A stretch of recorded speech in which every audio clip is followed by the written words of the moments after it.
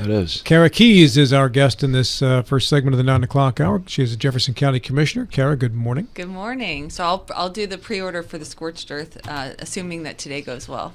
Well, you got your phone now. I mean, yeah. I'm just saying. Yeah. Twist my arm. Yeah. And if you'd like a cookie from Apolani's, help yourself. Thank you so much. All right. Yeah. So the buildings. Let's start there first in Charlestown. Have you made any progress in regards to what to do with the old buildings since you'll all be moving into the new APUS buildings? Well, there's some fun things that we're looking at with our courthouse, which I know has been a topic of conversation, and those are just conversations right now. Mm-hmm. I think they will be universally supported and beloved. So this is the John Brown Courthouse. The John Brown Courthouse. So some things we're scheming there, all good things. And the new buildings that we've purchased, Laura Kuhn, our Director of Fleet and Facilities, she is going through with our architect for final renderings of the proposed expenditures after the purchase of making every department fit in that building. So that should be decided this month, mm-hmm. and then we can do RFPs out to have that work done on 393 North Lawrence Street. And so from there, it should be within 6 months potentially that we could start moving departments in. And our hope is by the end of 2026 we will have all of our departments within that building in 393 North Lawrence. Are you going to have more space than you need in that building for Jefferson County? Are you also going to rent to, private businesses and stuff? Yeah, it's a huge bump in our square footage. Right. And one of the good things that we have is we have the health department. That's one of my favorite things that's being brought to a red spot, which is an area where there's higher population. It's along the EPTA bus service, and so it's more inclusive. It allows families to come and get their services needed for the health department. Nice. So it's great. And where they have been is in Carneysville, which is about a mile walk from a bus stop. Well, they're right on railroad tracks, aren't they? It's not conducive. It's the weirdest place I've ever seen a health department. Yeah, and if you have a car, you're fine, but if you don't, it's really not ideal. And a lot of people who need the health department don't have a car. Yeah. I mean, I think that's phenomenal. I didn't know that was going to be there. I mean, accessibility to the health department is so important. Got to have it. It is. Yeah. And one of the things that we're able to increase our efficiency too is there's some overlap between our day report center that's coming in and the health department. The drug testing and some testing they do for the health department, there could be some collaboration there between the two spaces. So we're working with our architect now to make that happen. So as you may remember, about 2 weeks before a big grant was due in March of this year, we found out the nonprofit that was overseeing our day report center was closing shop by the end of the fiscal year. And so our wonderful county executive, Eddie Benitez, she scrambled with Berkeley County, our wonderful neighbors, and found a solution with about a week. And we've been able to partner with the help of the Berkeley County Commission and their day report center. So for this year, but for next year, while we are using the Berkeley Day Report Center for this fiscal year, we are preparing to open our own in-house day report center within 393 North Lawrence Street, which is great. So we're working on grants and a lot of collaboration with Berkeley County, so it's great. Well, that is so wonderful when the counties work together, because there's some things that Jefferson County's way ahead on, and day report is something that Berkeley County's way ahead on, and to look at sort of like you look at somebody's success and they don't hide it from you. They want to share it all so that you can help people the same way, which I think is the collaboration, which we haven't had in the past. I think is great. Yeah, and I'd like to say I don't have pride or ego. I realize I'm new to this, and I look up to a lot of the Berkeley County commissioners. Eddie Gokenauer, I think he could walk on water. I think he's a fabulous commissioner. He can spray water. He is a firefighter. Water is something he does deal with. He could definitely fight it. He knows his water. Yes. Yeah. No, I think he's a fantastic commissioner, and just the Berkeley County Commission as a whole, they're doing a great job, and I have a lot of respect for them. So have you ironed out your differences with the mayor of the city of Charleston regarding the older buildings, the existing buildings that you were in, and what ultimately happens with those? Seemed like there were some communication issues there. Yeah, so you're talking about our existing buildings? Yeah, so the state code allows municipalities to sell or even lease their space, but county law prohibits us from renting our space, and it also prohibits us from selling under many circumstances. So we can't just have a broker put a for sale sign in front of our existing buildings on Washington Street. So there are workarounds. There's we could sell to a nonprofit, we could sell for educational uses, we could sell for we could sell to a municipality, which I know Charlestown has said they are, not interested in purchasing, which is completely fine. But we, hope to control what we can, but there's some things that are out of our hands legally. So you guys are the commission, though. How would you go about that? I mean, that sounds like a silly law restricting you guys from being able to sell. How would you change that law so that you could sell to anyone? Yeah, it's definitely above my pay grade. It would be, I think the legislator would have to change the that's state a code. state. I thought that was a county yeah, thing. Okay, that's a state. I wish, because then we could just vote. vote. You do it. Yeah. All those in Let us favor, know. aye. Yes, exactly. We just need 3 votes. So I wish, that would make it a lot easier. But we have a lot of good options. We just have to be creative, and because we are not moving out of most of our buildings for the next year to year and a half, maybe 2 years, there is time on our side, so we have time to work with potential purchasers, be creative, talk with our lawyer, find some plans, and also once we have an RFP and have move out dates for different departments, then we can look at each individual building as they're opening up and big picture all of them together. Let's talk about the sports complex. We had Ben Salango on, who was the chiefly responsible person in Kanawha County for getting the sports complex that they put together there. And he said to us when we interviewed him, build it. Do it as fast as you can. It's brought a ton of business here to Kanawha County. However, when we talked recently to the vice chair of the Jefferson County Development Authority, Dan Casto, Liz Ricketts was in as well, and both of them seem to be against building that complex in Jefferson County for a variety of reasons. Have you made a decision how you feel about this complex yet, Cara? Complicated answer, because there is a study that is done that I'm not on JCDA, so right. I'm not the liaison on the commission, so I have not seen the study. We've not had a formal meeting understanding the study, so I don't want to speak before I have all the information in front of me. I did watch the segment with former Commissioner Salango, who in Kanawha County started this huge sports complex, and I think he said from 2018 to 2023 it brought in over $150 million in economic development. That's great. I like that, and I will take some bits and pieces. I think Dan Casto said that he would support private development. Yes. And that's something that I would also support naturally. If it's anything further than that, it would have to be a special formula that makes sense. But well, I mean, I can tell you, as somebody who had kids who played sports and travel sports, they put together a complex in North Myrtle Beach. There's one in Maryland, in northern Montgomery County. And those places are profit machines, not for the place so much. I mean, the places make money, right, but for the surrounding area. Yeah. Because even if you just have teams coming into play for a day, all of those families are going to eat in the local area. Right. Hotels. I mean, your hotel tax will go up. I mean, it's.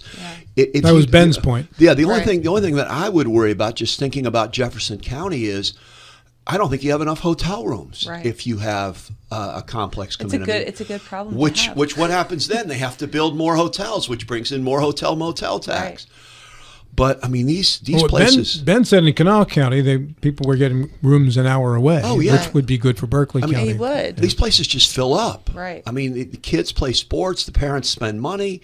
Yeah. I mean, it's amazing. Build it, and they will come. And we have nothing in this area. Right. I mean, they try to get tournaments and stuff at the Randy Smith Center down in South Berkeley.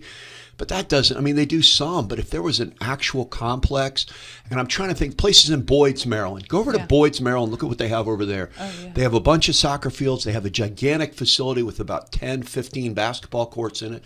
But the place is packed all weekends, and so are the restaurants around it. Right. It's been a boon to the economy. Yeah, and one of the things we're also looking into is a conference center. So this is not just a weekend boost to our economy, which is great, and we love that boost, and that's part of the tourism. I mean, just think about when we go hiking on our trails in Harper's Ferry. When I take my kids and I force them to go, dragging them to go hiking with me. Because it's all uphill at Harper's Ferry. Yeah, they're like, Mom, why'd you do this? But I have a great time, but I would say probably 90% of the people around me are tourists. I'm okay with that. Sure. We can coexist. That's part of the strength of Jefferson County is tourism is strong. And to your point, if we build more hotels and we have a higher occupancy rate for that money, the hotel motel tax goes towards our Parks and Rec, mostly to our Parks and Recs and our tourism. So that's just, it's an investment and it's a huge ROI. And once it's just, it'll build. Now, Mr. Gilstrap will have interest. I want to move on to something else real quick here, John. And that is the firefighter situation. Yes, I'm looking for the segue here. Yeah, and here it is. Yeah. So one of these people gets hurt or something catches fire. What's going on with fire and rescue? So we're trying to be proactive right now. There's maybe some clickbait you might read, and I understand that concern. But what we've never done on the commission. Now, granted, I'm an expert of 11 months being on the commission, but what we are working on is planning for the future of the fire service. So we are doing town halls at every fire station. We have 7 stations in Jefferson County, and we truly want to hear from the volunteers, from the leaders of every station. And we are doing a study right now for the future of the fire service. And so that study is going to not just pull what we think, it's going to pull what the stations think and plan accurately. So we have our ESA, which is one part of our county, and then we have our volunteer. ESA stands for emergency services. Okay. Yeah, and so we have our volunteer fire stations, and so we have these 2 areas that are very important. We have dedicated volunteers. Just as an example, Shepherdstown Fire Department. I think I met with them before I was elected, but they said most of their operational budget within the Shepherdstown Fire Department is from fundraising. So learning from that and understanding where their pitfalls are, where they could use help, and understanding their concerns as we grow, because part of our problem as a county is we've almost doubled our population since the early 90s. And so we have to steward that population growth with safety and over the next 20 years. Okay. This is an area in which I have some considerable expertise. Oh, good. Okay. Okay. First of all, how could not you this is the collective view. Mm-hmm. How could you not have already known that about Shepherdstown and their funding coming from fundraising? Because that's where volunteer fire departments traditionally have gotten their fundraising. Right. Setting that aside. Right. As I understand it, we had Mike Mooden here, and the volunteers, qualified volunteers, are forbidden to ride ambulances in Jefferson County, which to me is madness. They'd rather take an ambulance out of service and deny the service to the public than allow a qualified volunteer to run. Mm-hmm. That's one way to serve the public, is to change that rule. You can do that like right now, overnight, just pencil whip it and be done. I also understand that the professional firefighters, the paid firefighters, are not required to be EMTs, which to me is madness, because that's I rode my first fire truck in 1980. Starting in 1983, that changed in the Virginia jurisdictions where I ran. Everybody on a fire truck was at least an EMT. Everybody. Mm-hmm. And then when the calls came in, it was a fire call, you took the fire truck. When the EMS call came in, you took the ambulance. Everybody was cross-trained. That's another way to solve these problems. It's madness to say that you got a firehouse and you got a rescue squad. You mix them up, and that's how you serve the public. But the first thing being first, and I'm sorry, this is an interview, this is a speech, I didn't mean to do that, but I'm going to do it anyway. Friends, Romans, TED country, Talk. lend me your ears. I like It's your the John's self-awareness. TED Talk. All right. You got to keep ambulances in service. And if you've got volunteers who are qualified, let them run. And if it means if you got a qualified EMT, and you got an ALS unit, advanced life support unit, which requires a paramedic.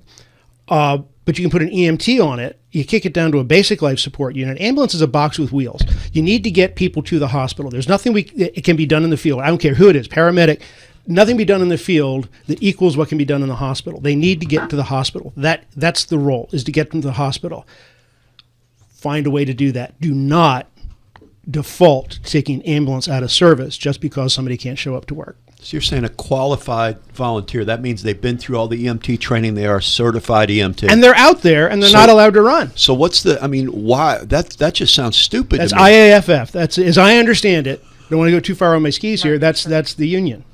But it just sounds stupid. I mean, if somebody's Well, willing to volunteer their time, that's... Right. Well, I don't want to hit the blame game, but it seems like one of the pitfalls that we made a mistake as a commission years prior was we made decisions without talking to our departments, our fire stations. So what happened years ago was we had this policy that was decided from the commission without consulting our volunteers and without consulting our stations, and that's why we're in this problem now. So we are halfway through. So we've spoken with about half of our fire stations on the town halls, and in October 13th, 14th, and 17th, we still have Bakerton, Independent, and Shepherdstown to have their town halls.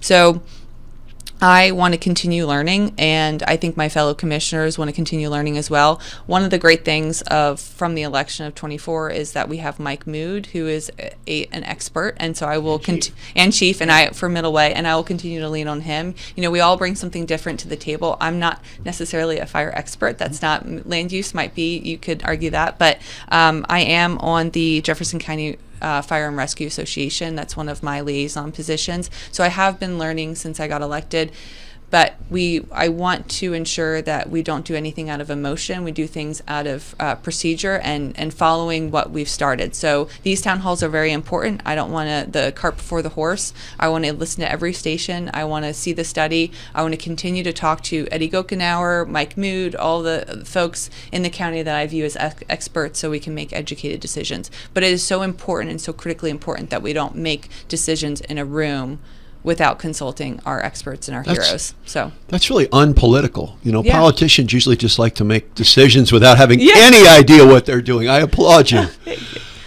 well, This is a path that has been followed. The transition from volunteer to paid, it's the same pattern that has happened over and over again. When I first started in Fairfax in the 80s, that they were doing that in Prince George's County in Maryland.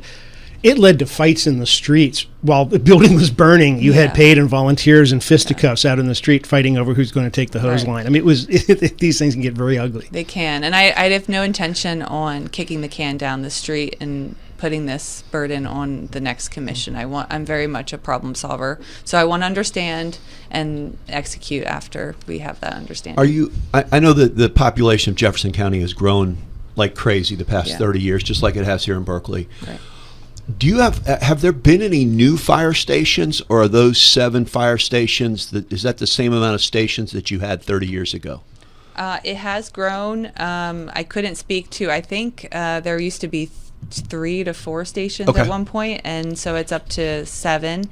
And every station's changed, and I'm again not a fire expert. I haven't studied the history, but it has changed a lot. So some of the things we've learned at some of the town halls is how we've evolved from the 2 to 3 stations servicing the county to our big booming population, how we're and our response times and everything. Is there talk of adding more professional firefighters to mix in, paid firefighters? So I will say one of the overwhelming so far that I've heard from the stations, and what I've talked with Eddie Gokenauer, is they have in their 5 stations in Berkeley County, from what I understand, they have 2 full-time, it's a baseline of support. They have 2 full-time staff 24/7. So at every of the 5 stations. So they have 10 full-time folks always on call or working. So and I believe Eddie Gokenauer withdrew a grant. The Berkeley Yes. County Commission is adding a third in the next 6 months. Yes. So, and that's just a cherry on top. So that allows, and from what I've heard in Jefferson County, is